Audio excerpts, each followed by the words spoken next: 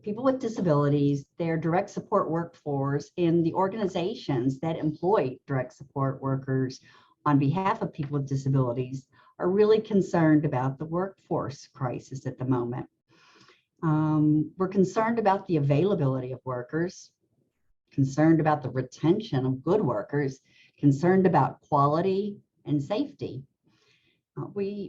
Lots of us had concerns before COVID. In fact, some people remind us that it's always been a challenge to find good support workforce, but especially now we've reached crisis proportions.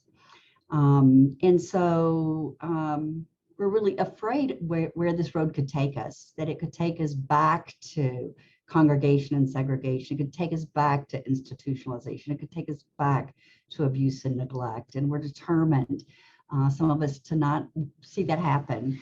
And so we're bringing together a diverse group of people who know how important this issue is and who will spend the time and the effort to understand what really needs to happen. We know it's not just doing more or less of what we've already done, but it's going to take something fundamentally different, something creative, not just a tweak. We need to find ways to elevate the role of the DSP to one that's valued by society, reimbursed at a living wage, with work conditions and opportunities for people who do the work to have access to the same good things in life that we hope for the people that we support.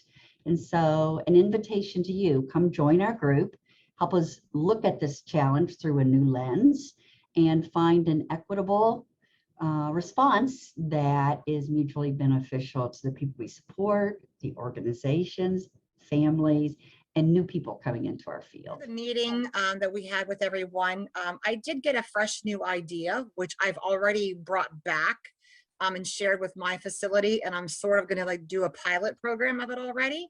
And it was like a mentor buddy program. So I'm actually already implementing that this coming Monday for the first time already.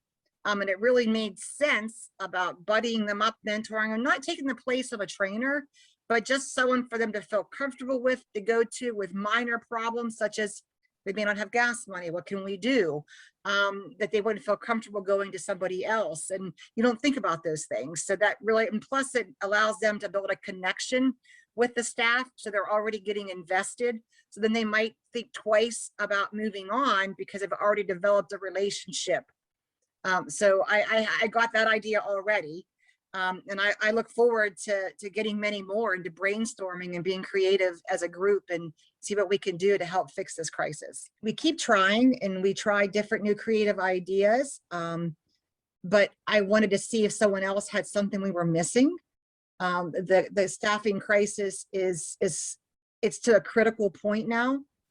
And I know it's just not in our field, it's everywhere. So it's just not us, but we have to do something. And if I don't even try, I have to at least try.